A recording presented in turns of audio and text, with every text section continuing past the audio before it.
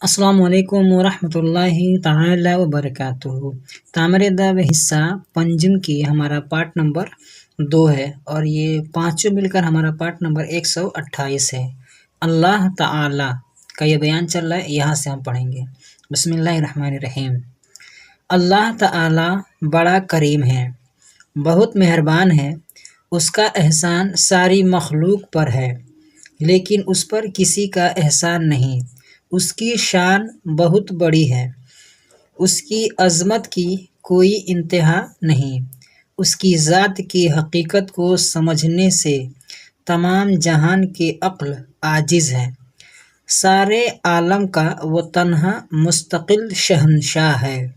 دنیا میں اس نے ہزاروں کو بادشاہت عطا فرمائی، مگر اس کی شہنشاہی میں کوئی فرق نہیں پڑا۔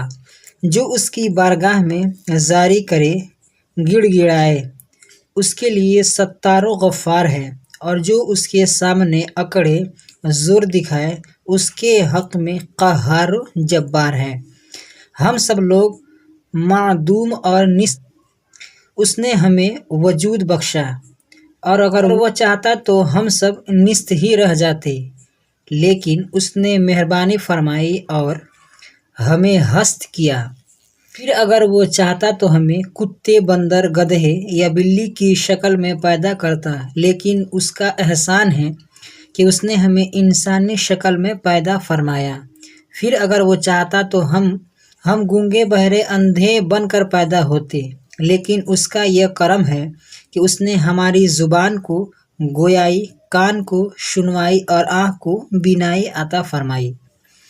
پھر اگر وہ چاہتا تو ہم ہمیشہ اندھے ہی میں گھٹ گھٹ کر رہتے، لیکن اس نے رحم فرمایا اور ہمیں سورج کی روشنی اور چاند کی چاندنی عطا کی۔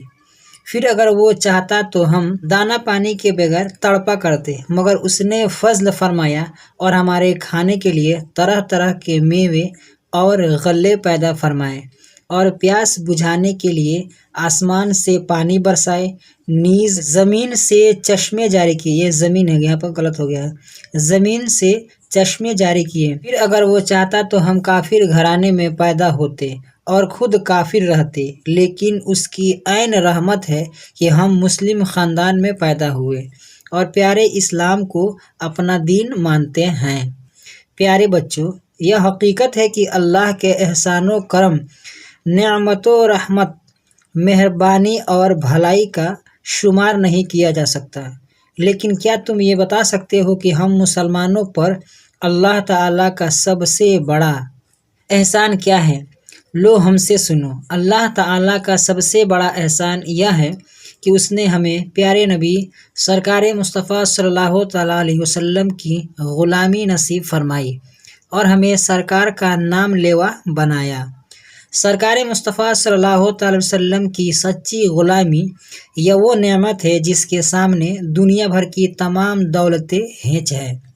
اللہ تعالیٰ کا چہیتا بندہ وہی ہے جو پیارے مصطفیٰ کا غلام ہے صلی اللہ تعالی وسلم۔ جس کو سرکار مصطفیٰ صلی اللہ تعالی وسلم کی غلامی پسند نہیں، وہ شیطان کا غلام اور دیو کا بندہ ہے۔